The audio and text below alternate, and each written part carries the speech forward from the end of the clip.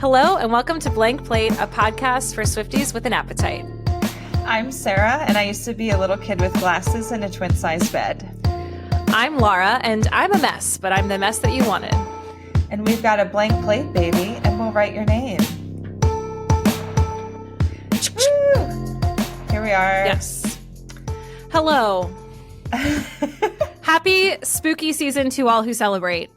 Yes, it's like really spooky the last day or two. It's like super windy. Mm-hmm. It's actually cold. It's officially sweatshirt weather. Mm-hmm. I'm like in my prime. Yeah. Yes. This is like peak my favorite season. So yeah. Yeah. And today's the perfect day to celebrate spooky season because our whole thing is Taylor a witch? Right. Is she though? And to make things very clear, this episode is not going to be us being conspiracy theorist, like crazy Christianity side of this, but like silly, lighthearted, witchy vibes. Okay. Right. Mm-hmm. So if that ain't your thing, off you go. Bye. Anyway, so what's on your plate, Sarah? What's going on? I wrote down that, well, I mean, similar to what we were just talking about, I've been enjoying the fall weather. And I don't remember if I've talked about it on the podcast before, but Allentown has a ton of amazing parks. Like, it's actually known as like the Park Place of Pennsylvania, or like Pennsylvania's Park Place, I think is Allentown's tagline. That's it has cool. like the most park space like per capita or something like that. I don't know. But it really is true because I have one park a block from my house that I do, like, it's a smaller one. So I have a nice little 30-minute loop that I can do like in the morning sometimes, that like from my front door through the park and back is 30 minutes. But then I have 3 other parks that I frequent, and they're all within like a 15-minute drive of my house. And that's awesome. Like one in particular, it's called the Lehigh Valley Parkway here. It's really big. And like when you're there, you really feel like you're not in the city at all. And like I can do a 4-mile loop there. I could go even longer than that if I want to. I haven't explored the whole way. But especially right now, like I was there over the weekend for like a walk/run, and all the leaves are changing. The weather was really pleasant. Like it was like the perfect temperature, but the sun felt good. And I felt like I was hiking like on a trail somewhere, like in the woods. And I was 10 minutes from my house. So I've been enjoying that a lot. And I was enjoying the parks like all summer. So I don't know what I'm going to do when it gets like really cold. And also when it starts to get dark later, because I've been enjoying like some evening walks, and it's going to be a bummer. So yeah, you got to enjoy this time because we do still have like later evening light. That's going to change. Yeah, only for a couple more weeks though. So I know. Yeah. Dang daylight savings time. Terrible. What about you? What's on your plate? That sounds lovely. The concept of going outside for me time is like a crazy concept for me right now because I don't know what's in the water, you guys, but I am barely keeping my head above water. Like I feel like I am treading water, and it's not anything like specific. It's just every day is somewhat of a struggle, like in different ways. Every day is a new horror, you know? And I walk in every day being like, okay, it's going to be a better day. And every day without fail, I'm like, I want to go to bed. It's 8:30. Let's start this all over again. Yeah. And I'm, for my astrology girlies, I've been trying to figure out what's going on. Like what's the planets doing that it's affecting me so deeply. So apparently it is, Pluto has gone direct in Aries, and as a cardinal sign gal, like I'm basically all cardinal signs, which is Capricorn and Aries and all that fun stuff. It's hard. it's hard right now. And apparently this will end well in like the end of this week, and then by the end of November things will get easier for me. But I swear, every day a fresh horror awaits me. So well, what does Pluto do? Like, why does it matter that Pluto is in it's like, or whatever it is, whatever you said? So like Pluto talks a lot about like power and like hidden power, and like whenever a sign goes into Pluto, it's like often disguised problems. And like Aries is the sign of war and like confrontation, and like it's just okay. So it's in Aries right now. Yeah. Okay. And you know, it's just fiery all around. I don't know. Yeah.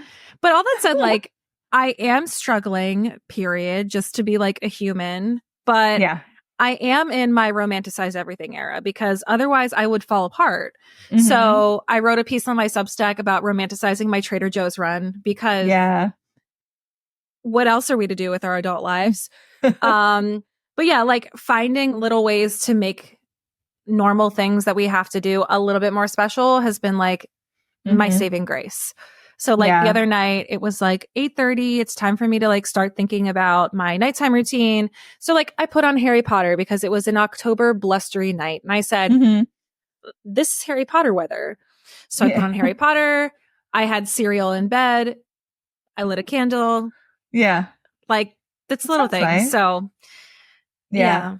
I'm not thriving right now, but you're surviving. But yeah, but like you got sick, you were like traveling, you had family time, work is busy. Yeah. So yeah, just a lot. Just a lot.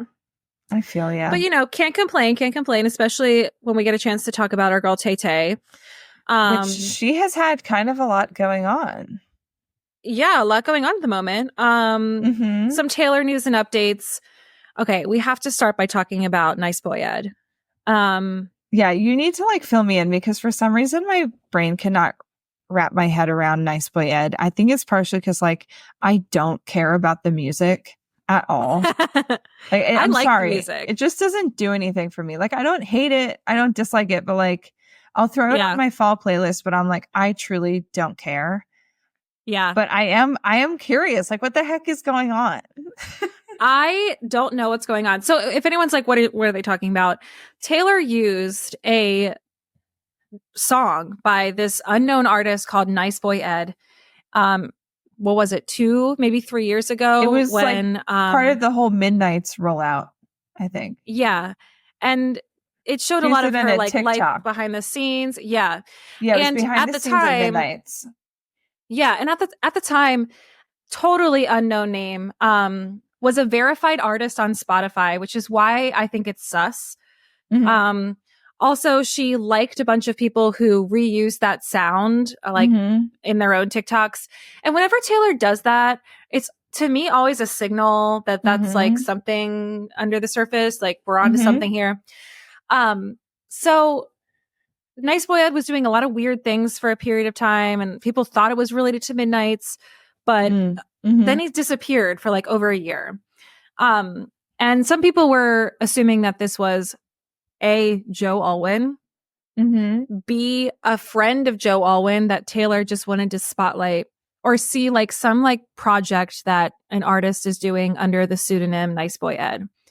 Right. So lately what's been going on is Nice Boy Ed like put a countdown on, and we were like, well, where have you been? And released a new song. And the song is great. But also was like releasing clips of a music video, and eventually released a music video.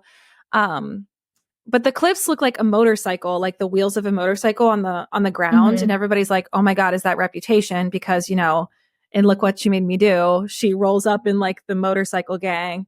Yeah. I always thought that was kind of far-fetched, but the music video actually shows like the back of his head. And I think he kind of looks like Cho. Like, really? He's got like dirty blonde hair. You don't actually see like it's not still enough to actually figure out who this person is. But the sounds like Bon Iver mixed with like Chris Martin. and it's in a British accent. So I don't know if this is like a side project. I don't know. But one of the best theories I've heard about Nice Boy Ed and how Taylor might be related is how she's talked about on the Eras Tour, how she's written songs to men about how to apologize. So she's giving an education to be a nice boy Ed, nice boy education. So is she at all related? Questionable. Maybe she's done some producing for this person. I don't know, but like he's come out of nowhere, and it's very confusing. Well, because don't the songs not have any credits on Spotify? There's no songwriting credits or producer credits. No songwriting, no producer credits. It's just the name, and it is a verified artist, which to me is like, okay, if this was a side project of Joe Alwyn's like cousin or something, like they're not going to get verified. Right. This is obviously a top secret like project that somebody's involved in, but they have a British accent, which makes me think it's like, I don't know. It's very confusing. So it is very confusing. Yeah. Thoughts on Nice Boy Ed? Sound off in the comments. Yeah. Beyond Nice Boy Ed, we also had this was like a couple weeks ago now. Taylor Nation released the Eras Tour set list for Tortured Poets as an album. Like in Apple Music, it's actually listed as an album. It's not a playlist. Yeah. And it's called like it says like TS, the Eras Tour set list. So I'm like, what's up with the TS? That seems really strange to me.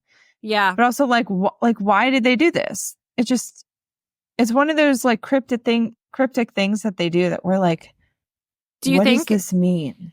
Do you think it was the Easter egg for what happened today? I don't know. Well, maybe. So today they announced that she has an Eras Tour book coming out, and we're finally getting the anthology vinyl for Tortured Poets. And they're both coming out on November 29th exclusively at Target. I think I was paying attention to the wording. I think it will be available on her site later, but Target has like the exclusive first rights. I can't imagine it's only Target. Like, no way. But also like Target must have paid like so much for this deal, for these rights to do this. So good on Target. Yeah. But you know what else I was thinking? It is kind of nice that it's available at Target, because one of the things that people complain about with like all of her vinyls and stuff is paying for shipping. I know. And like, maybe I'm just kind of blessed now, and this is like naive of me, but I feel like pretty much anyone can get to a Target. So it's like, if you can get to a Target, you can probably buy this vinyl or this book without paying shipping. Well, especially the timing of it being like over the like holiday, Black Friday, Thanksgiving. Right? Yeah. So I don't know. I'm very excited though. I will be buying the vinyl, of course. It's also going to include it's going to include 4 acoustic tracks as bonuses. I'm curious what songs she's going to do acoustic. Well, we have she has done 5 already that were like those like limited edition digital ones, or like digital they were releases, so so far we have Fortnite, Down Bad, But Daddy I Love Him, Fresh Out the Slammer, and Guilty as Sin. Those are all recorded studio acoustic versions. So it's probably going to be 4 from that group. Yeah, I would be curious though. Do you think she would do 4 acoustic versions from the anthology side? Oh, because but those are already like very acousticy. No, not really. Like the Black Dog is so produced. Like it would be great to hear the Black Dog stripped back, the Albatross. Yeah. I guess I just already I don't think know. of those as being like similar to the like acoustic production of these versions that she's done. Yeah, I just Yeah. feel like with the anthology, like, wouldn't you spotlight songs from the anthology? Maybe not, but I don't yeah. know. But are you going to get it? The vinyl? Yeah. Okay. I was, Yeah, because no I know doubt. you're No doubt. likely pickier about buying your vinyls and stuff, but yeah, I was Well, I curious if love you the were going to get it. anthology. I want the complete collection. Yeah. Yeah. And it looks beautiful too, of course. So, Yeah, I'm yeah. excited. And obviously got to get the book. Yeah. I'm like, it's going to be a ton of great photos, but I am definitely more interested in reading whatever she has to say about all of it. So, Oh, but and also why? we're going to do an episode about that. Like, Oh, yeah, we should. I know. I don't know. I mean, the book is I cool, but like there mean, has the to be only a thing that's documentary left is the coming. manuscript. There True. has to be. Right. Well, I don't know. but you know what else I was thinking? She announced the book today. She comes back on tour on Friday. She also, why announce it today? It just seems kind of strange. Yeah, random. But like, if she is changing anything for this last leg, does that mean it won't make it into the book? Because like, what if she changes the Reputation outfit? You would think there might be a photo of that included in the book. So does that mean that it's probably not changing that much for this last leg? I don't know. It's a good question. I don't know. But also, we'll know by the time this episode comes out. So you guys will be able to laugh at us. Yeah. With You'll be like, haha.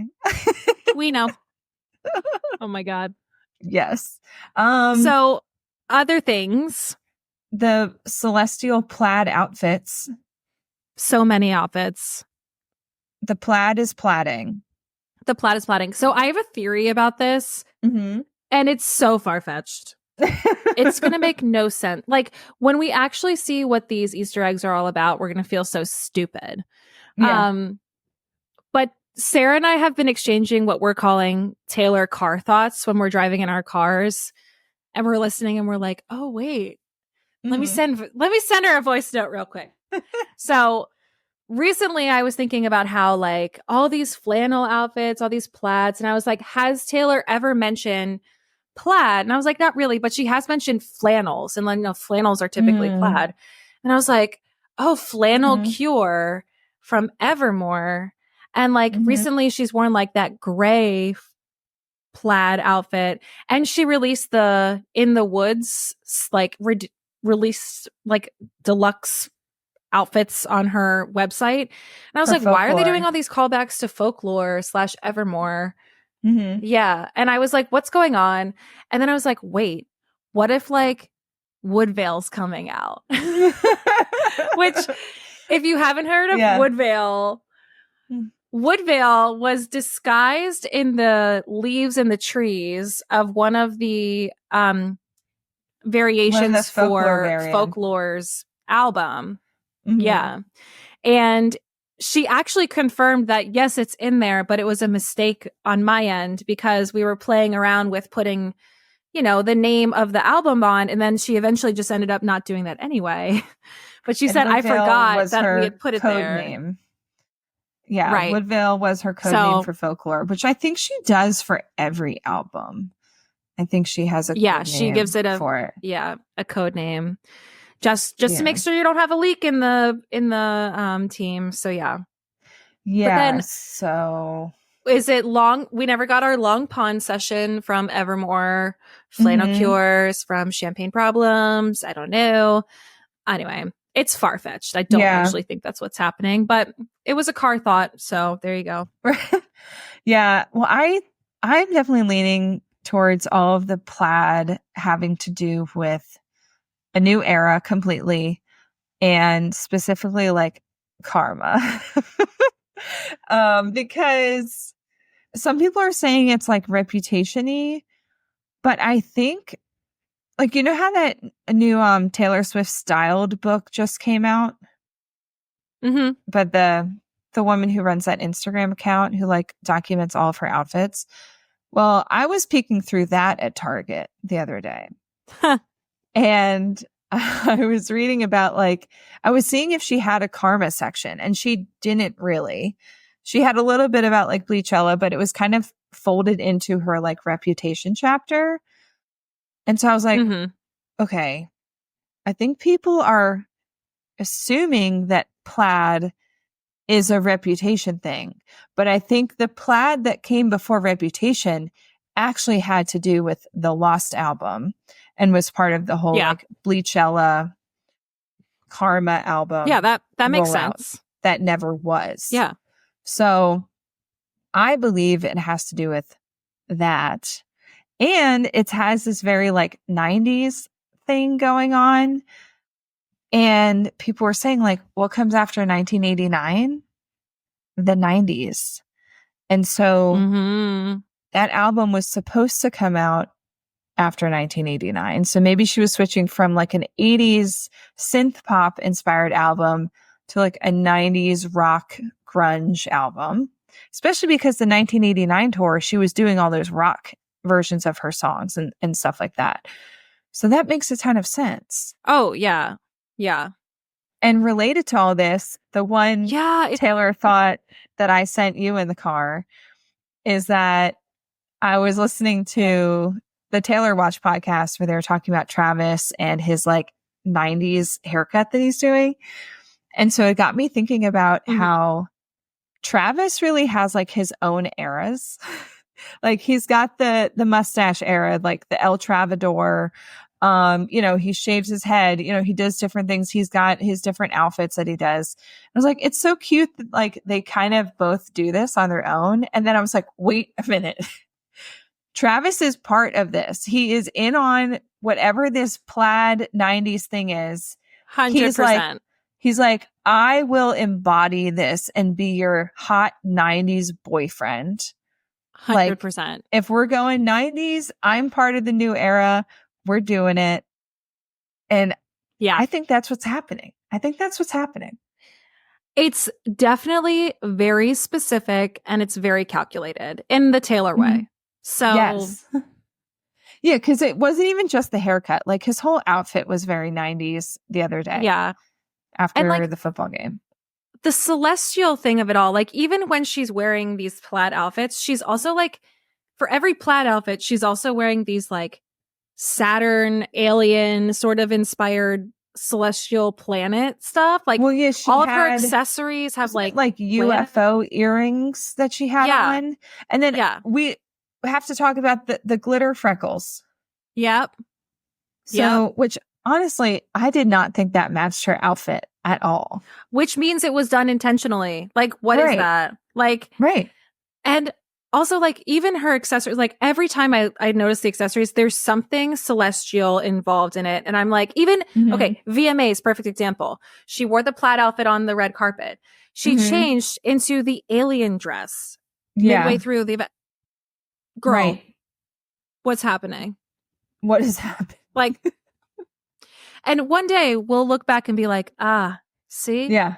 Now we get it. Yeah. She also brought back the baby braid the other day. She did. She sure did. Braids Unless like a that pattern. was like, love you to the moon and Saturn. I don't know. This is, she makes us go insane. She really does, which is why we love her. We love her. Right. We love her. Yeah. Finally. Just one other little thing. Yeah. I was listening to New Heights and turns out Travis really is quite the picky eater, but he did say that he is getting better because Taylor is broadening his horizons.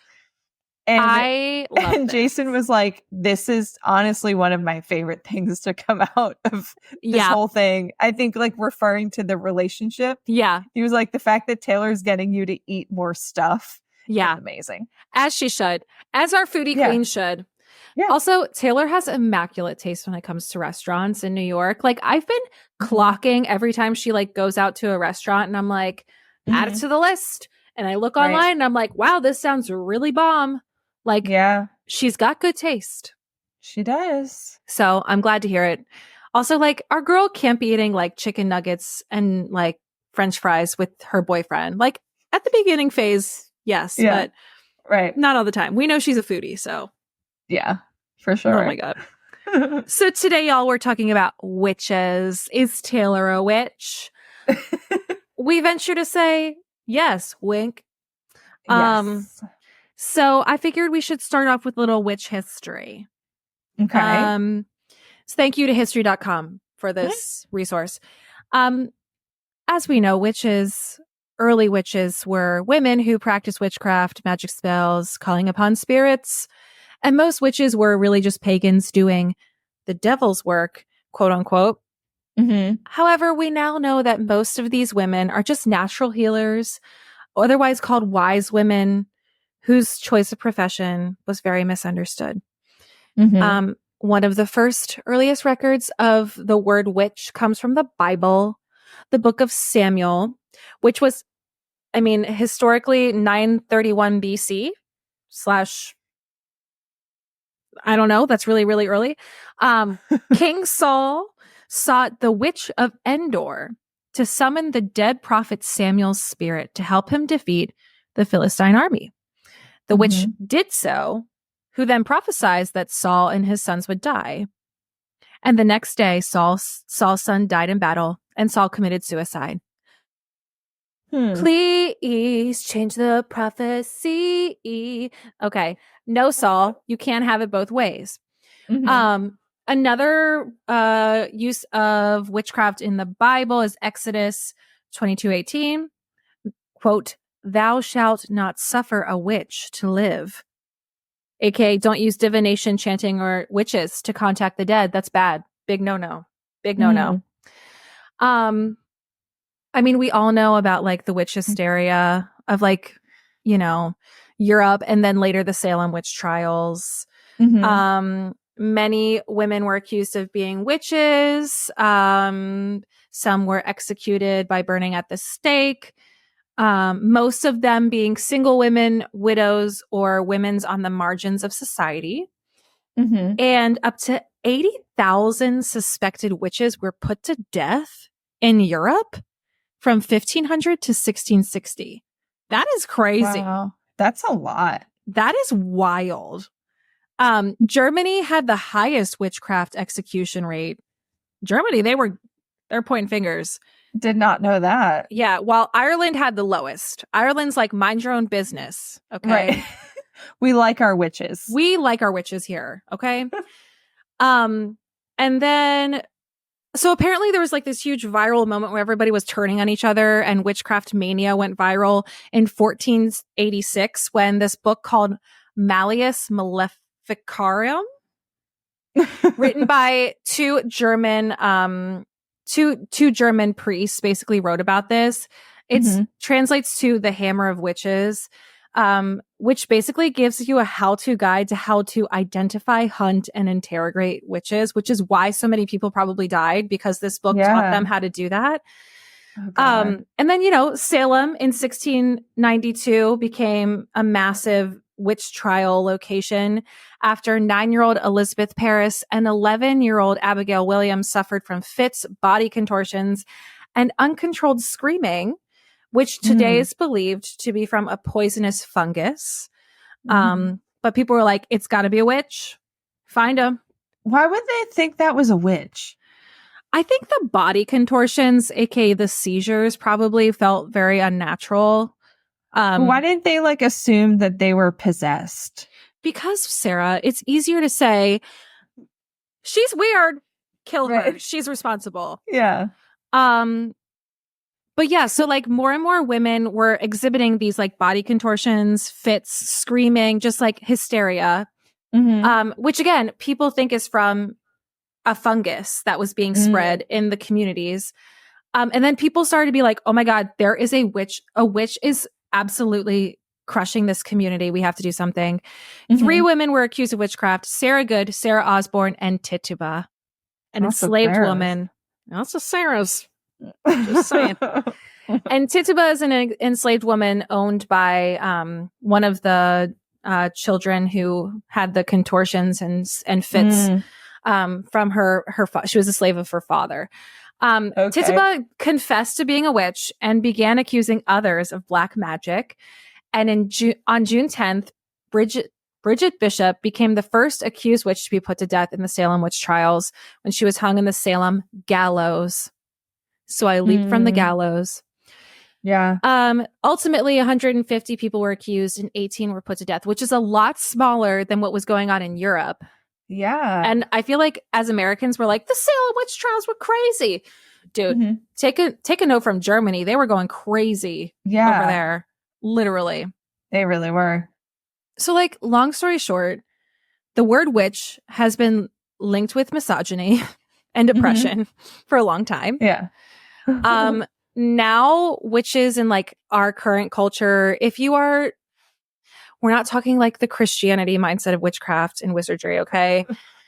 They often are aligned with feminine power, like the resistance to patriarchy, the collective unconscious, so like repressed and misunderstood like parts of the psyche, natural based spirituality based on like the pagan religion, and also like planets being tied with bodies, independence, like astrology and stuff. Right. The connection between women and nature and the supernatural. So yeah, like I feel like, now we spookify witches, but back in the day, it was like a real threat to be called a witch. Yeah. What do you think they were afraid of? Like, what if let's say someone was a witch? Why do you think they cared? I think it was during a time when an empowered woman was not to be idolized or celebrated. So, or trusted. Right. Like if you're a woman without a man and without, I don't know, who's not being crushed by the patriarchy, right. You're in a position of power that I think a lot of men didn't want other women to find out about. Right. Also, like, we now know that like a lot of witches had cats because they realized that, there were many diseases being spread around by rats. How do you get rid of rats? You have a cat. But like, if you are someone who wants to crush a woman's power, why would you celebrate their practices? Do you know what I mean? Yeah. That's my take. What's your take? Yeah, I think it probably comes down to like a fear of women having power, and because they believe that women shouldn't have like any power or like knowledge. So it's like, oh, well, if this woman can do these things and seems to know this stuff, then there must be something sinister about her. And yeah, like we need to eradicate this before it infects people. Which is just stupid when you like say it out loud. Yeah, man. So, yeah. I thought it was important for us to highlight some famous witches of past and pop culture. My favorite witch ever is Circe. Before I even go on, everyone should read the book by Madeline Miller called Circe. I've heard that one book of my is very favorite good. books. It's so good, Sarah. Never it's read so it. good. It's the same author who wrote Song of Achilles. And a lot of people like that book. I like that book, but Circe is better to me because it's a female character. Anyway, so Circe is a character from Greek mythology. She is the daughter of the sun god and a sea nymph, and she is banished to an island and basically masters her powers on the island. And she's an isolated woman, probably one of the first recorded isolated women living in a little shack somewhere being a witch. But she's a very interesting, complex character. So, cool. Yeah, I highly recommend everyone go get that book. I'll link it in the show notes. There's also Samantha Stevens from the TV show Bewitched. Did you ever watch that when you were younger? Not really. Did you? Only a little bit. I used to watch the old shows on TV Land when I was younger. Yeah. But however, Sabrina Spellman from wait, what was that called? Oh, Sabrina the Sabrina the Teenage Teenage Witch. Witch. Yeah. Yes. I loved that show. And I Me think too. that show for me, like the whole vibe of that is like my like Halloween comfort vibe. That's It's funny. kind of like a hocus pocus thing in my mind. Silly. But yeah. And like sometimes I see houses that remind me of that house, like that Victorian style house. And I don't know. I think that that show really gives me like cozy energy. I know. I kind of want to rewatch some episodes because that was one of my like post dinner like watch shows. I remember like after dinner feeling full and like sitting on the couch and watching Sabrina the Teenage Witch. So it's like very nostalgic. For sure. My comfort witch is Hermione Granger. Yeah.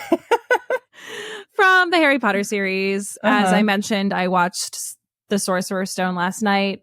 And Hermione is one of those like brilliant women who was judged for being smart and, you know, having independent thoughts. And even within the witchcraft community at Hogwarts, she was kind of like the outlier. And let's be real, Hermione is like, there is no Harry Potter without Hermione Granger. That those boys would be dead. Oh yeah. Period. Sure. Yeah. Absolutely.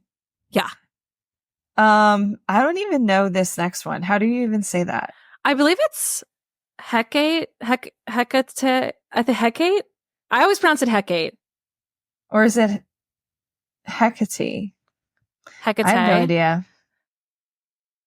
Hecate? Hecate? Goddess. It's Hecate. Yeah, goddess of magic and witchcraft.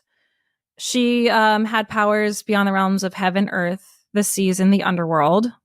That's kind of cool. Yeah. And then there's Glinda the Good Witch and the Wicked Witch of the West from The Wizard of Oz and Wicked. Oh my God. Very famous witches. I hope you're ready for me to make Wicked the movie musical my new personality. Like Wicked was my favorite show in high school. It was a pivotal musical theater show for me and my development as a musical theater nerd.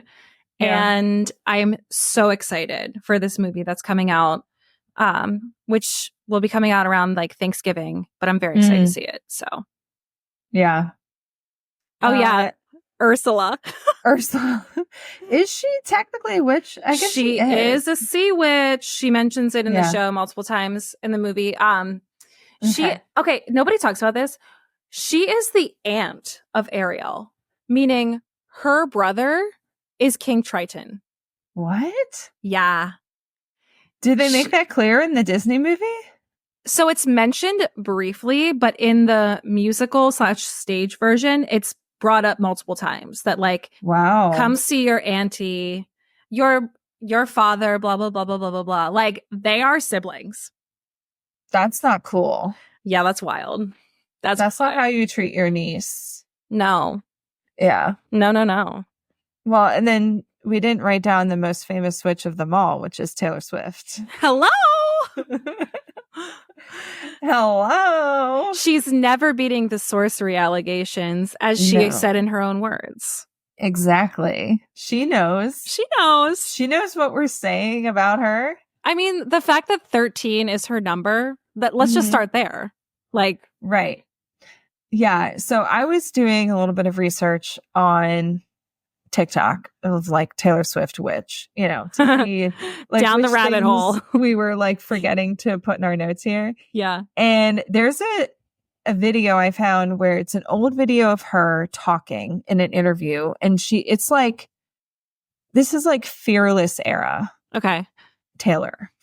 And she's talking about all the 13s in her life. Okay. So she was born on the 13th. And for anyone who doesn't know, 13 is Taylor's favorite number. She uses it all the time and she loves numerology. So a lot of times, like she might pick a release date where all the numbers add up to 13, like that kind of thing. So she was born on the 13th. She turned 13 on a Friday the 13th, which she also loves a Friday the 13th. She is a spooky gal. She loves it. Her first album went gold in the US in 13 weeks.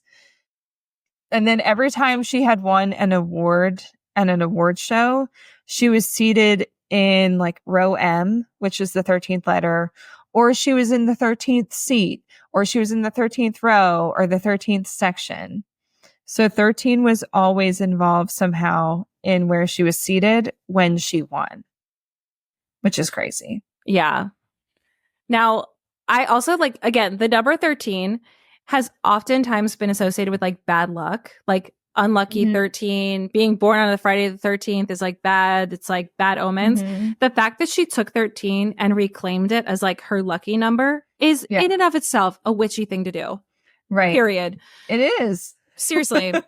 That's so true. Also, like for me, when I think about like the sorcery allegations that she's joked about, I always think about how on November 13th, she was singing Labyrinth for her. Was she singing? Was it from the same day? Yes. So it happened on, because she tweeted this on the 13th of November. I believe it's the same day. She was performing Labyrinth. The line was, I thought the plane was going down, and a plane flew overhead at the same time. It was like ridiculously large. It was like you could not miss this airplane. And like she literally said, never beating the sorcery allegations, which I also thought about like, okay, there have been other pop stars that have been called witches. Like, and one of them is her friend Stevie Nicks, who she even related herself to in Clara Bow. Right. But Stevie Nicks was often called a witch as well because she sort of gave that sort of like spooky witchy vibe. But like the sorcery allegations, like people do actually think that Taylor's a witch. Let me make that clear. Do. People actually think that she is a witch. Yes. And like a Satanist devil worshiper. Yeah. We're not saying that, you guys. Anyway. And so things like this happened multiple times on the Eras tour, especially with lightning. So there's a bolt of lightning one time at the moment she sings In a Storm in My Best Dress.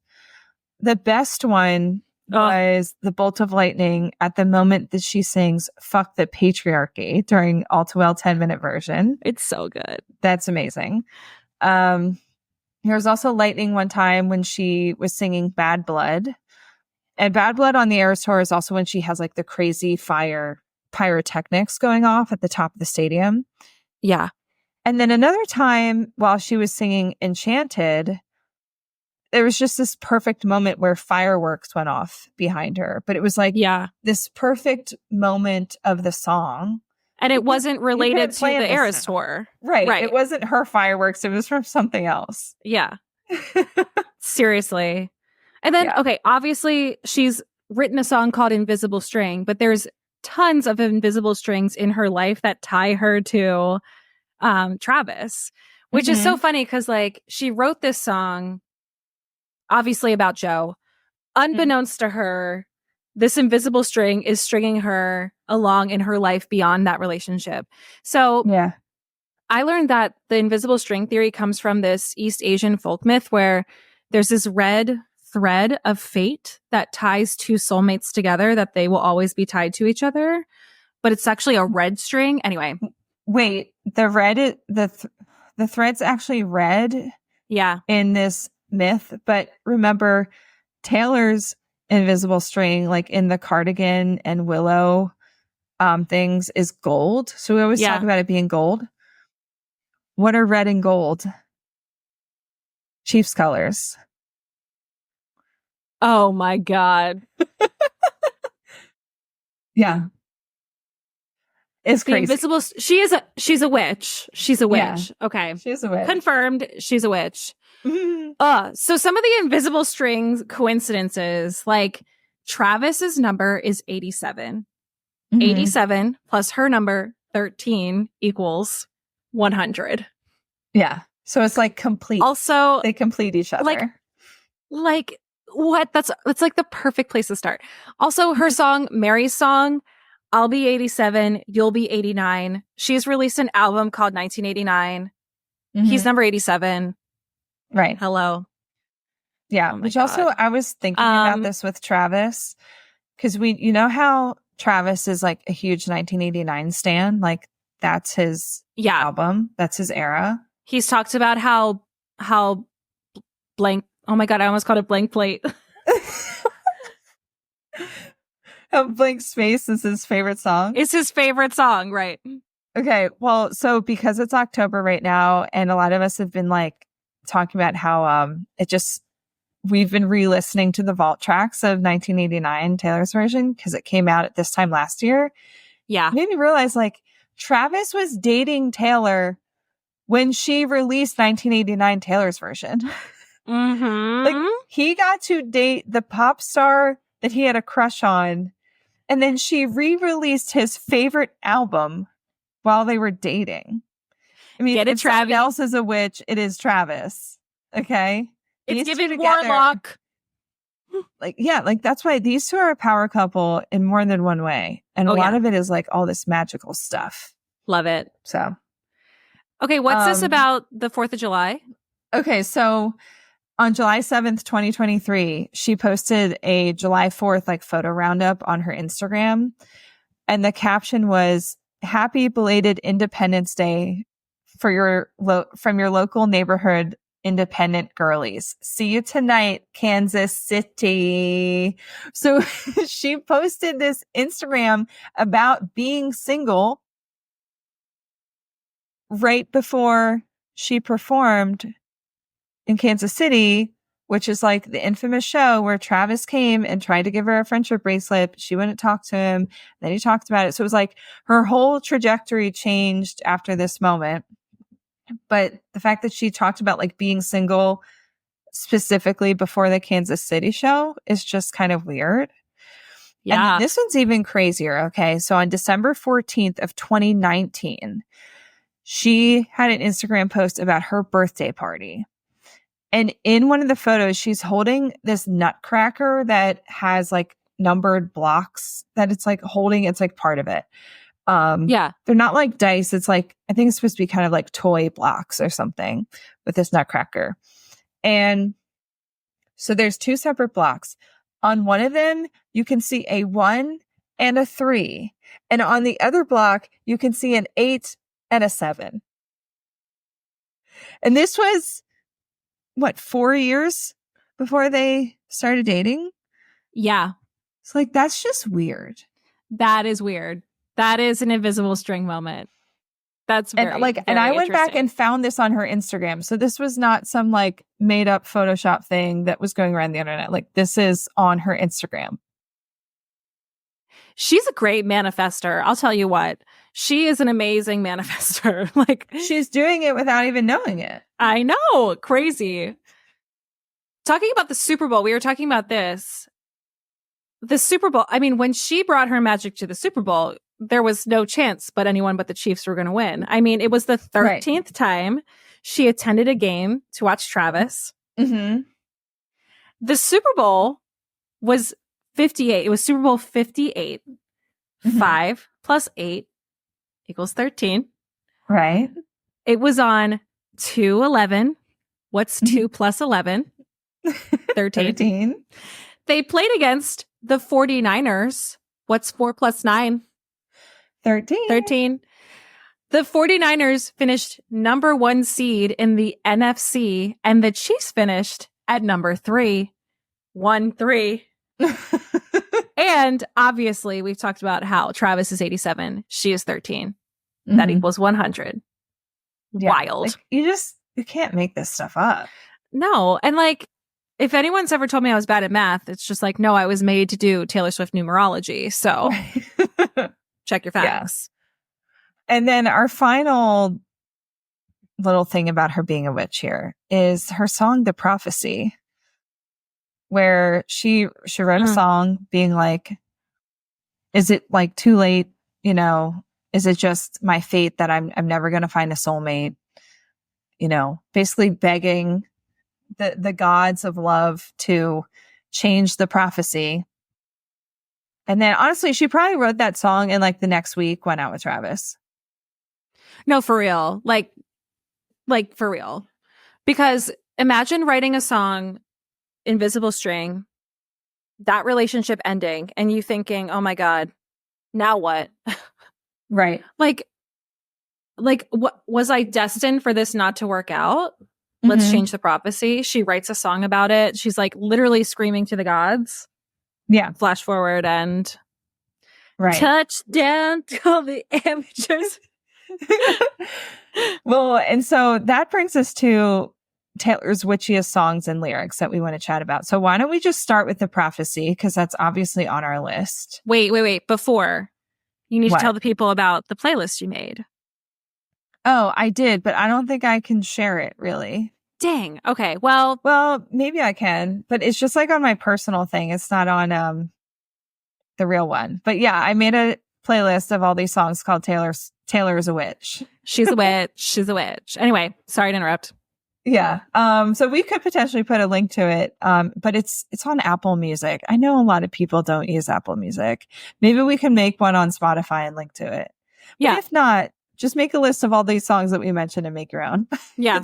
It's not that many. So And you might have other ones too. Like these are just our witchy selections. So yeah. So if we miss any that you think should be included, definitely reach out to us and let us know. Okay, let's talk about the prophecy. Okay. Should we just start by playing the clip that we pulled? Yeah, here we go. And I sound like an infant, feeling like the very last drops of an ink pen. A greater woman stays cool, but I howl like a wolf at the moon. And I look unstable, gathered with a coven round a sorceress table. A greater woman has faith, but even statues crumble if they're made to wait. I'm so afraid I sealed my fate, no sign of soulmates. So good. I mean, she mentions a freaking coven. Like, hello. She does. Gathered with a coven round a sorceress table. Yeah. Yeah. It's talking about howling at the moon. Yeah, Like, I was just going to say that. I love how she talks about howling like a wolf at the moon. And I look unstable. Like, yeah, like she's kind of describing what all those like witch hunters would have clocked as like, strange behavior, you know? Yeah. When I pulled this clip, the one thing I thought of was like, this song even kind of sounds like she's casting a spell. It's so witchy. Yeah. Yeah, like there's something about the like cadence of it and the way like the way she like drags out some words and like there's just something about it. You can almost You're see right. her like the with phrasing. a coven and they're like, you know, they're like playing some music and they're like reciting these words to cast a spell. Yeah. And it worked. You know what? It worked. Yeah, it definitely like even the way it's phrased, like you were saying, like like it sounds like a witchy casting of a spell. I just love the tinkling of like the guitar in the back of that too. Is just like it's perfection. It's beautiful. And gathered around a sorceress table, like basically she's gathering around her coven witches to like let's change the prophecy. But also it's like so crushing that she thinks the pre-written destiny for her life is that she will end up alone. Yeah. And she wants to change the prophecy. Oh, so sad. It is sad. All right. On the other end of things, I'm going to throw it back to our last episode. Who's Afraid of Little Old Me? Please refer to our last episode as to why this is a witchy song, but here's the selection we chose. So I leap from the gallows and I levitate down your street. Crash the party like a record scratch as I scream. Who's afraid of little old me? You should be. This part right here is so witchy. I know.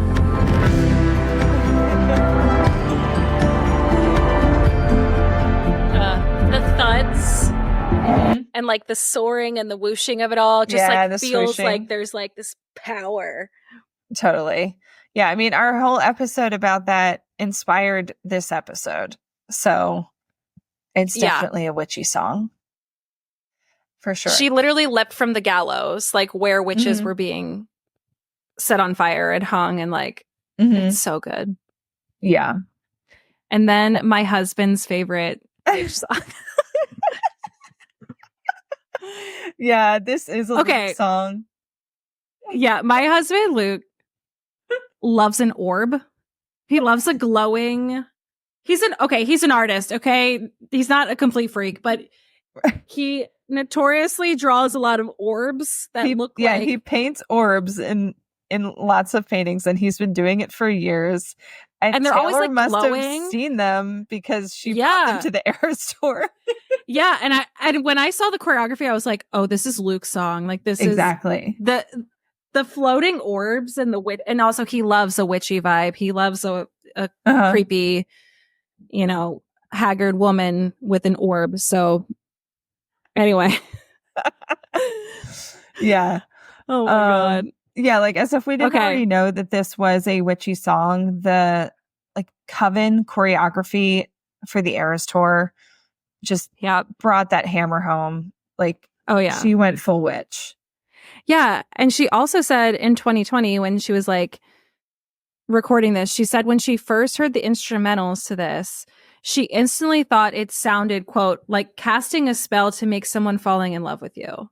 To make someone fall in love with you. So obviously she knew from the jump this was a witchy song. Right.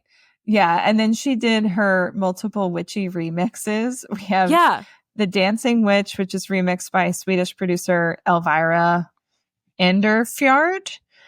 And then there's also the Lonely Witch version and the Moonlit Witch version. So she leaned in. These are the notorious Willow remixes that we got one after the other that everyone was like, okay, we can stop now. Okay, we're good, Taylor.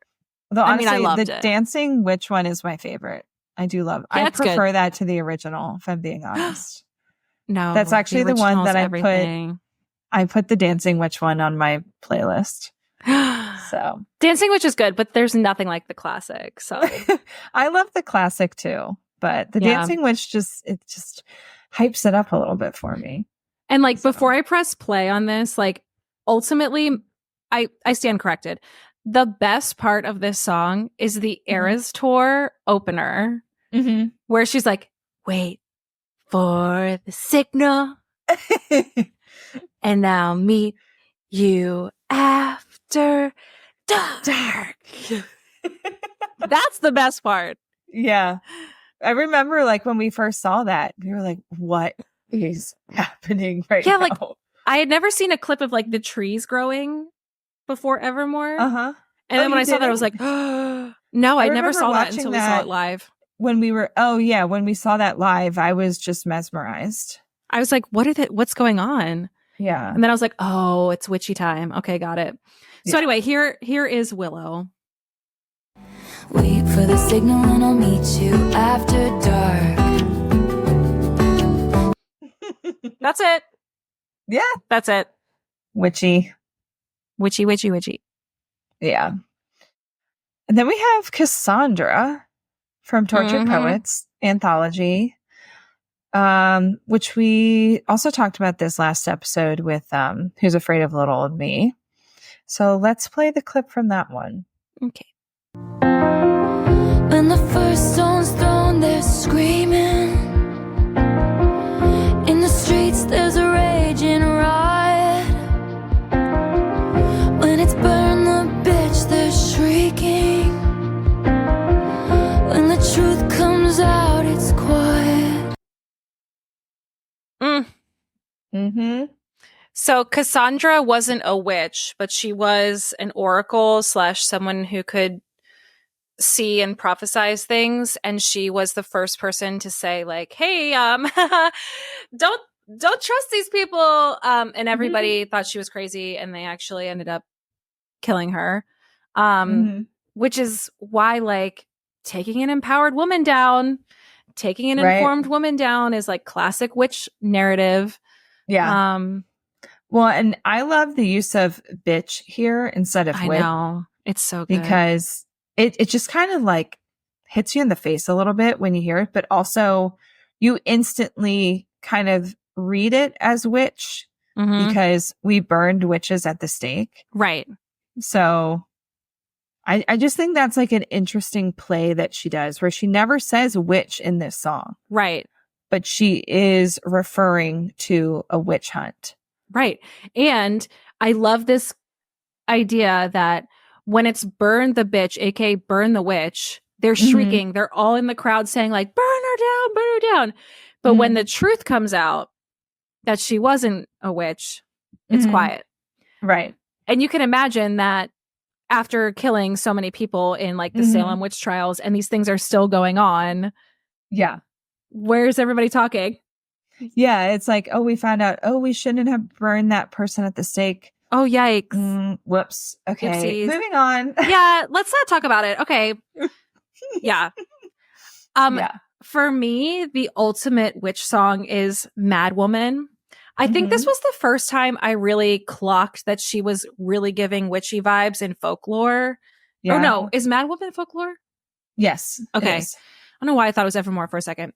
And it's because of this line. And women like hunting witches too, doing your dirtiest work for you. It's obvious that wanting me dead has really brought you two together. Like, women like hunting witches too, aka in like hysteria when everybody's trying to turn on each other, like the Salem witch trials. Right. A lot of the infighting and finger pointing comes from women. Like women don't always have each other's backs, especially if there's power involved or jealousy involved. So women like hunting witches too, doing your dirtiest work for you, aka like she was being used to get to me. And obviously you two working together has really brought you together. And I can't trust all women. But yeah. Yeah. Spooky vibes. Let's give it spook. Next is Carolina. Ugh. We don't talk about Carolina enough. I don't really listen to it much. It's never on my radar, but when I listen to it, I'm like, this is so good. Yeah. All right. I think for me it's a little long. Oh, I love it. I just love the vibe. It's good. The vibe is very witchy. So here we go. It is. And you didn't see me here. They never did see me here. No, you didn't see me here. They never saw me. Did you hear the humming? Well, yeah, when I pulled this clip, I was like, whoa, I never really paid attention to this part of the song, but I noticed that. Yeah. And I was like, this really does sound witchy and creepy. And to me, that's the opening of Don't Hate Me. Don't blame me. Yeah. Yes. Don't hate me. Okay. Yeah. Don't blame me. You love. And I was like, take us to church, Taylor. Like, yeah. Yeah. Good catch. But also, like, I love this image that this song, like, kind of brings about where you're in, like, the deep bayou south. It's all, like, foggy and creepy and old and quiet. And there's, like, this woman living in the back bayous. That is witchy. Yeah. Which, by the way, what is up with that? I was just talking to someone about this the other day, about, like, New Orleans and how it's so haunted. It's like, why? Dude, there's some ancient stuff going on down there. That's for sure. Like, yeah. For real, for real. I haven't been to New Orleans, by the way, but I really want to go when it's not scalding hot. Because the only time I'd be able to go is like in the dead of heat. And Lucas said that when he went down, it was the hottest he's ever been in his entire life. But I really want to go because I feel like it is witch central. Like, yeah.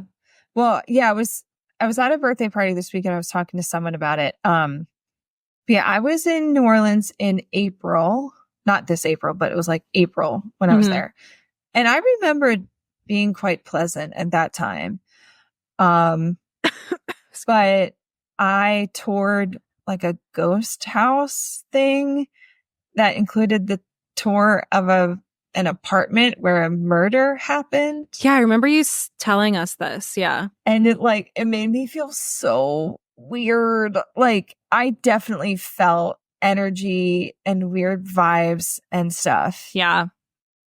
But like, there's a lot of that stuff in New Orleans. I feel like the Deep South is so spooky. Mm-hmm. There is some lore down there, kind of like Appalachia. Like, Mm-hmm.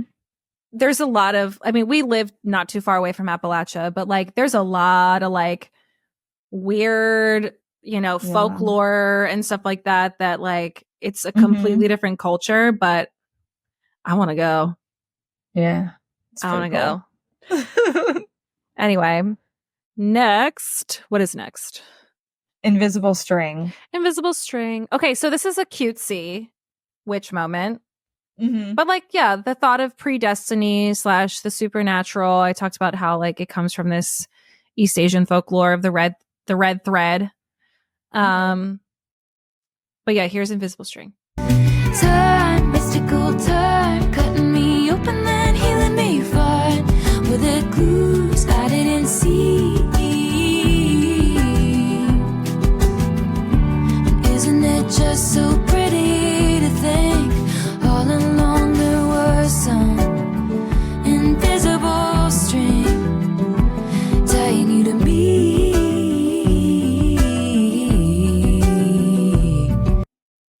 So cute. Yeah, I mean, It does feel like so like happy-go-lucky after Carolina. Yeah. I mean, it's gotta be, I mean, I understand why she took it off the Eras tour. That's not a song you would want to sing in your breakup, but Right. it is very cute. Yeah, for sure. Okay, I wrote down haunted, just the vibe. Yeah. Yeah, and I had to figure out which clip to use. Yeah. So I pulled a little clip from the intro. Okay.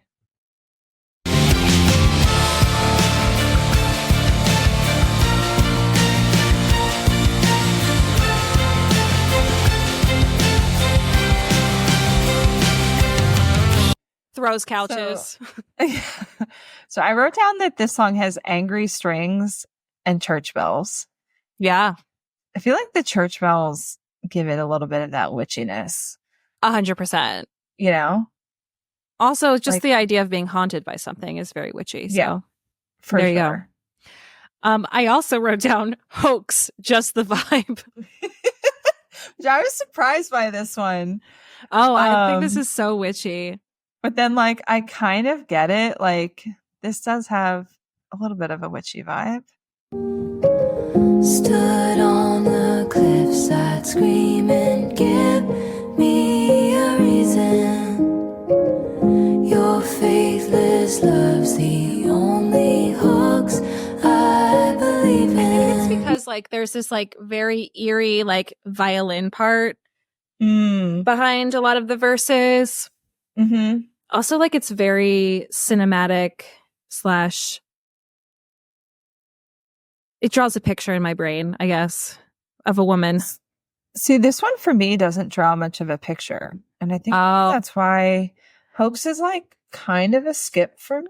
See, Hoax was the first song that stood out to me on Folklore. Do you know that? That was like the song I was like, I really like this song.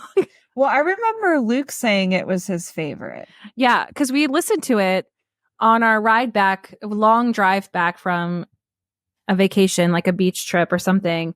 And my initial listen in the car, I was like, oh, I really like this. And we were talking about how we both like that song a lot. And then when I listened to it, obviously more by myself, I was like, oh, there's a lot of other songs I like. But that was my first initial big favorite. I don't know why. That's funny. Yeah. I wouldn't say it's my favorite now, but yeah. Well, I was thinking about like the word hoax to me kind of reminds me of like, I actually had to Google it to be like, is there like another, like, is there some kind of witchiness to the word hoax? Like, is it used in that way? But you know what? I might just be like mashing it up with Horcrux in my mind. Yep, that's it. I was going to say, I don't think it's actually witchy, but no. Horcrux, hoax. Yeah. Tomato. Right. Hilarious. Yeah. And then, okay, so you wrote down, look what you made me do for the music video and tone. But then I was like, are you thinking of Ready for It? Because it's the music video for Ready for It where she had. Oh, that is what I'm thinking. On. Yeah. Okay. Yeah. And then at the end of that video, she's standing on a platform that has, they're burning all the witches written on it. Right. So it's why like the song Ready for It is not really witchy, but that music video was definitely witchy and kind of tied into like other songs. And I did something bad. Absolutely. I did something bad. A lot of rep, honestly. Yeah. Which when I was like looking at the lyrics for this one, she literally says at one point, I can feel the flames on my skin, crimson red paint on my lips. She's being burned alive. Yes. As she takes us to church. Yeah. The irony of it. Yeah. They're burning all the witches. I can feel the flames on my skin. Yes. But yeah, the classic part of that song says, they're burning all the witches, even if you aren't one. They got their pitchforks and proof, their receipts and reasons. They're burning all the witches, even if you aren't one. So light me up. Light me up. Light me up. Love this song. So good. Like, this was like maybe my favorite song off of the album off the bat. Like I was like, this song, like it hypes me up so bad. She put some narcotics in that one, that's for sure. She did. I'm glad that it got so much love on the rep tour. Honestly, the rep set is just goated. Like no notes. No notes. Right. Well, except they should add I did something bad to the set for the Eras tour. Facts. Right. The fact that it's not is honestly wrong. I take that back. I do have notes. Add that. What if she adds it on Friday? That would be crazy. Oh my God. We table that conversation for the end of this episode. Okay. Other witchy songs. My Tears Ricochet. Here's our sample. Yeah. We gather here, we line up, weeping in a sunlit room. And if I'm on fire, you'll be made of ashes too. It's that coven procession, man. Yeah. Plus, if I'm on fire, you'll be made of ashes too. Listen, if you're going to burn me at the stake, I'm taking you down with me. I never made that association, but that makes total sense. Mm-hmm. Women like burning witches too. And if I'm on fire, you'll be made of ashes too. Exactly. Okay. Mm-hmm. Also, like in my brain, that like coven from Willow is very similar to the coven that follows her on that march down the platform, you know? Right. Wearing their little, you know, hoods and it capes. is very witchy on the Eras tour. Yeah. For sure. Yeah. And I never thought about this. This is such a good one. Marjorie. Yeah. She literally brought her grandma back to life with this song. Yeah. Okay. Here's Marjorie. I didn't stay dead. You were alive, so alive. And if I didn't know better, I think you were singing to me now. Like that is, I know Marjorie is like it's a tearjerker, right? Mm-hmm. But it's kind of a haunting song. And 100%. then there at the end, we get the audio of her grandmother singing, and it sounds like a ghost. Oh, it's ghostly. Yeah. But also like literally bringing her story and her life to the forefront, like rising her up from the dead. Like, what died did not stay dead. Yeah. I was listening to this song the other day. I think it was after I made my playlist, and I was like in the shower, and this song was on, and the line that from this song that really gets me, that like kind of is the tearjerker line for me, is when she talks about like all of her grandma's backlogged dreams and how you left them all to me. Like, it's just crazy to think about. Yeah. For anyone who doesn't know, Marjorie was an opera singer who had dreams of becoming famous and becoming a well-known singer. And then she left all of her dreams for Taylor, which is like so. Yeah.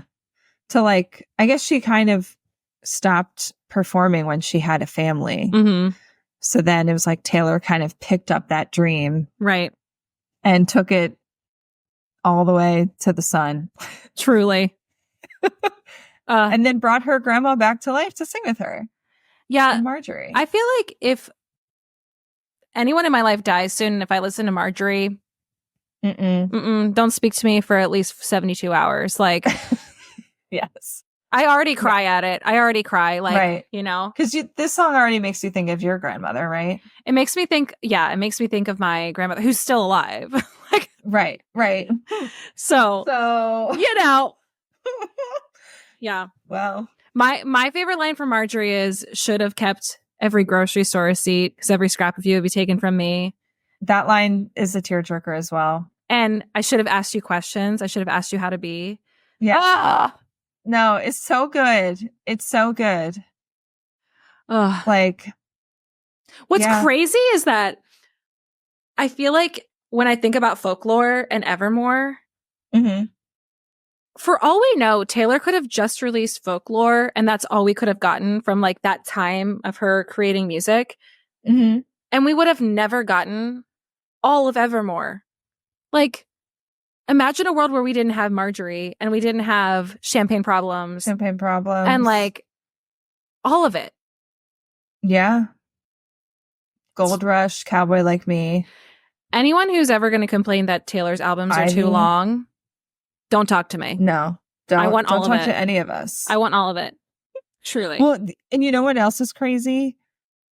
Those albums came out 4 years ago. Doesn't it seem kind of like they just came out? No, they came out last year. I don't know what you're talking about. And she has released so much music since then. I know.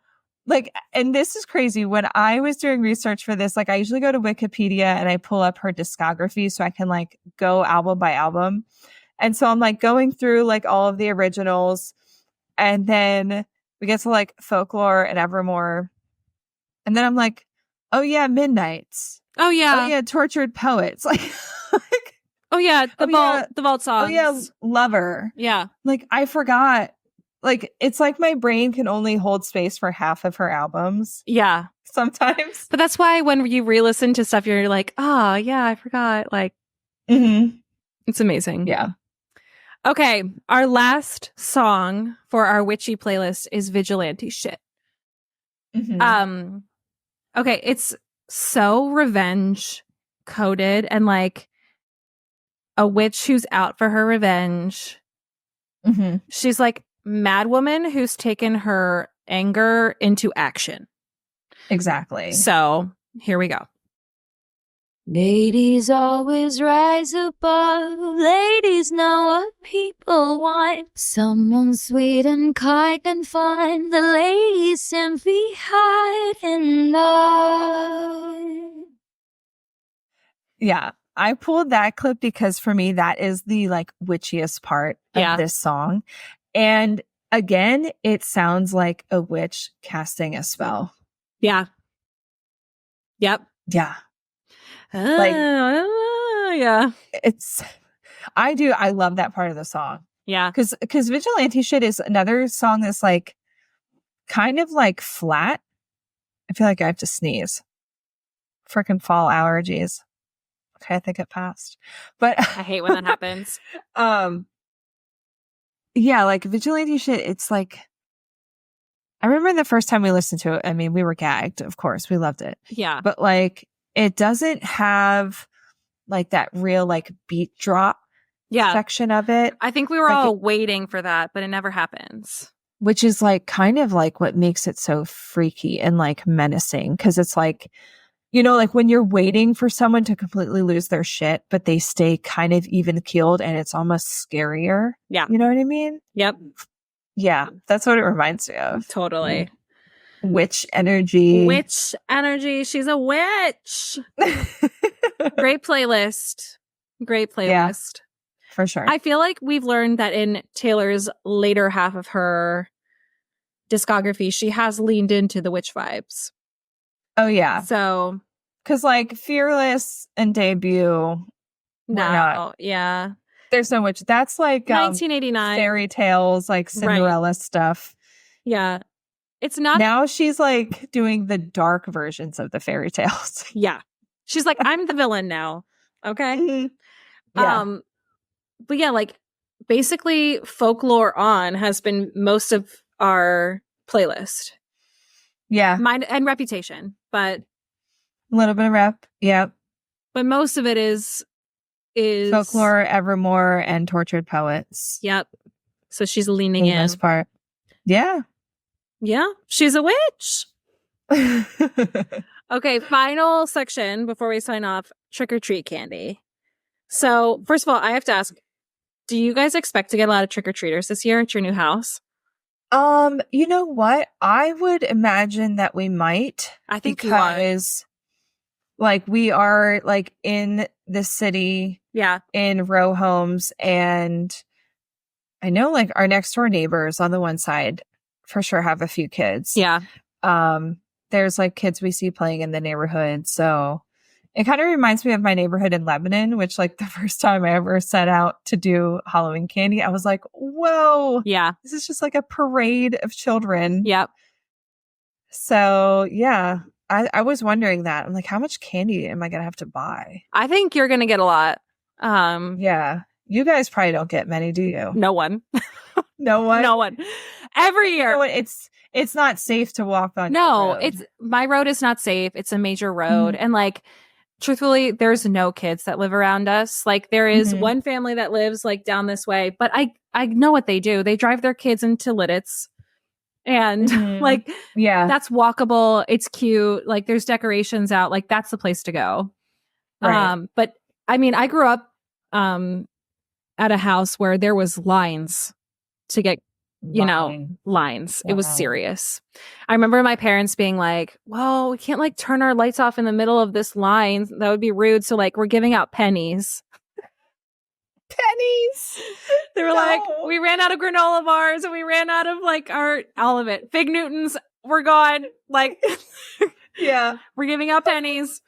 Oh my God. And then at a certain point, they would just like turn the lights off and be like, you're not allowed to be downstairs. Like, yeah, it was crazy. Well, that's what happened to me like the first time in Lebanon where I did not have enough candy. So I was like checking who was coming down the row. Yeah. And when I knew like I might have had like 1 or 2 pieces left, but it was like a group of 3 kids. Yeah. It's like I hurry up and like ran inside and turned out the light. Yeah. On the porch. You're like, nope, I'm not here. Yeah. Oh my God. Sorry, we're all out. So our favorite trick-or-treat candy. I mean, obviously you want to roll up to the house with the full size candy bar. Right. Yeah, that house was always the best. For sure. My least favorite thing to find in trick-or-treat was like a Twizzler. Ugh. No thanks. Or like a Good and Plenty. Yeah, no. Or like a Dots. Dots. Mm-mm. Yeah. Don't want it. Milk Duds. Nope. No. Nope. Ideal is like the fun-sized like Milky Way. And Snickers. Yeah, like Twix. Yeah, for sure. I love it. Kit Kat, peanut butter cups. Yep. Take 5. Nerd boxes. Nerd boxes. Like Halloween was like the only time I ever had nerds. Oh my God. The joy of opening one of those up and being like all the way in the back. Delicious. Which, speaking of nerds, you recommended the Nerds clusters. Yes. And then Kelly got them for us when we all got together that one night. Those things were good. Aren't they? Yeah. It's the texture. It's so good. Yeah. Nerds I gummy couldn't clusters. stay away. I was Yeah. like, this is unhealthy. They're the perfect movie snack. Like that with like a chocolate. Ooh. But I wouldn't want to go back and forth between nerds and chocolate. That would be weird for me. Yeah. I guess what I'm saying is like if you want sour and then you want something like not sour. Yeah. like a salty, like if you're doing a salty and a sweet, like they're just a perfect movie snack because like you like get to enjoy all the texture of it all. Yeah, Yeah. I get that. But yeah, like my list is mostly like the Hershey's Company classics. Yeah, like And it's not even because I'm from the Hershey area. they're classics for a reason. Mm-hmm. That's what I'll say. Shout out to my coworker who, like, I was in the office recently, like the last 2 weeks, and she typically keeps candy in her office. And I hadn't been to the office in 3 months. So then I was like, wait a minute, Sam has candy in her office, I bet. So I went and she was like almost out of what she had. But then the next day she brought in a bag, and she specifically got a bag that had Take Fives in it because she knows that my I love favorite. them. Yeah, I love Take Fives. Yes. It just has everything in it that I would want. Can I give a recipe plug really quick? Of course. My dad made this thing called a pumpkin lush, and I made it for our potluck we had at one of our in-service days at work, and everybody was like, what is in this? This is so good. But it's basically, you know, like the ginger snap cookies that come out this time of year. Yeah. It's that and butter. And normally you have to like bake a crust, but you put it in the freezer. Okay. Okay. Let it sit in the freezer. You make this basically like butterscotch pudding from a mix. And then you make a pumpkin cream cheese sort of filling, and you layer those together, and then you just put Cool Whip on top. Trust and believe, it is so good. I will link it in the show notes. But like, it's been a long time since I had like coworkers be like, what is in this? I want this recipe, like emailing me about it.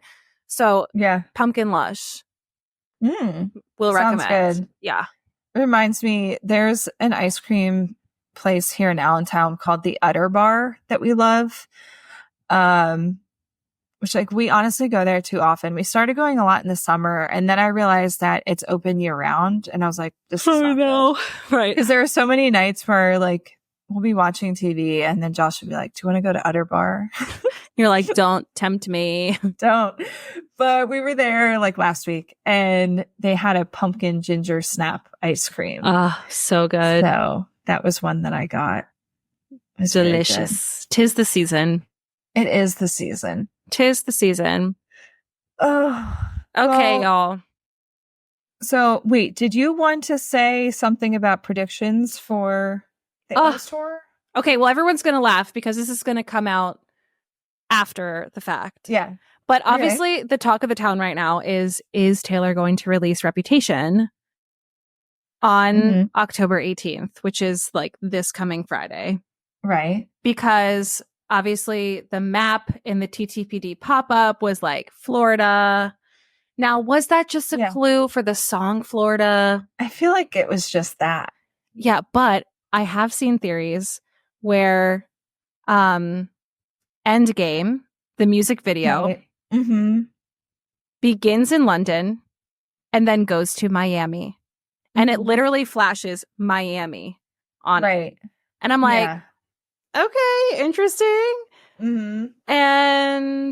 But it just seems so weird if she would do that, if she announced the book and the album today. Like, that feels very strange to me.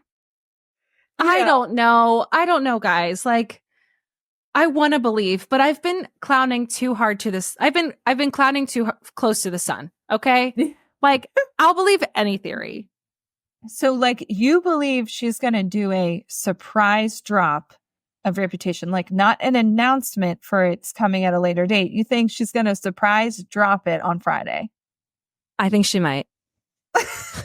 I honestly, like, once I saw a TikTok talking about this, I full-heartedly believe this. I do not think that she will do any surprise drops now that they have like cemented the way they do the way they count like album sales, because pre-orders count for like first week sales. And Evermore, I think, got screwed because of that. I don't know. So. This is like the most anticipated Taylor Swift album. But that's why, like, I don't think she would, because like, think about how 1989 Taylor's version, like, that did better than Midnight's did. Yeah. So Reputation could beat 1989 Taylor's version. Yeah. I think she likes that stuff too much. I don't think she's going to do a surprise drop. I think she's a baller and she's just going to do it.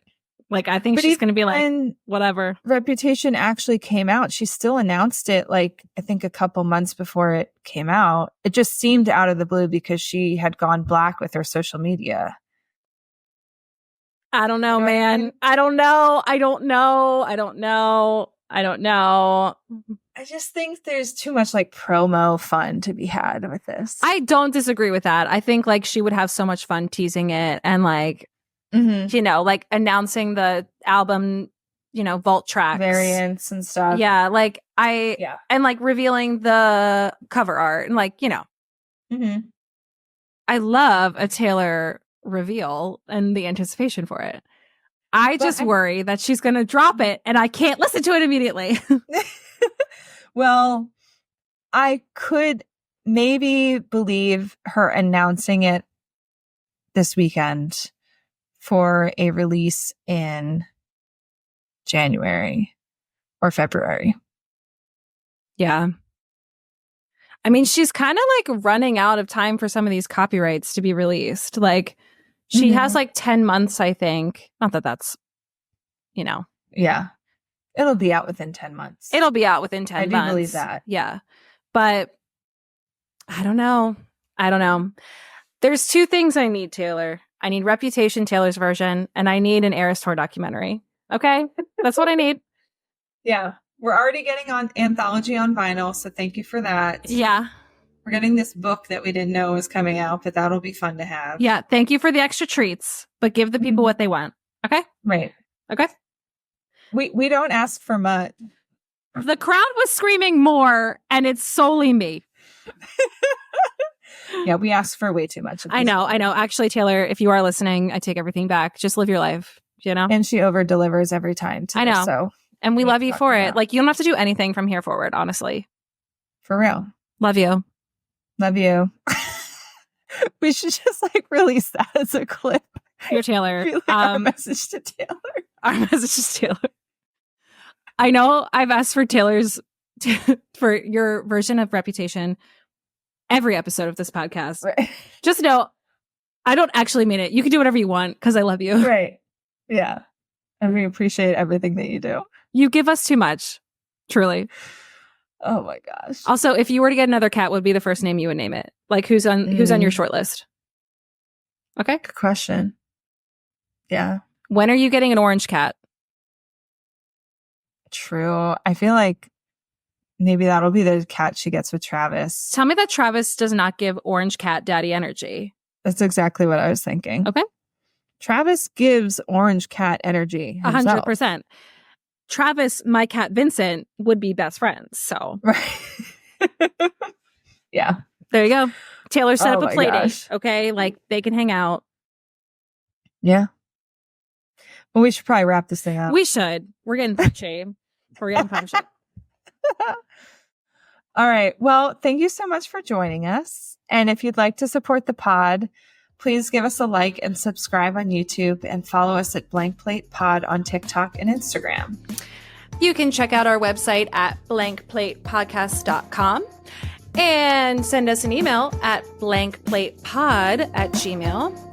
And of course, you can always text us or leave us a voicemail at 717-382-8313. So until next time, we had the time of our lives with you. And you know, it's time to go. So bye. Time to hop on our brooms and go. Bye. Happy Halloween. Happy Halloween.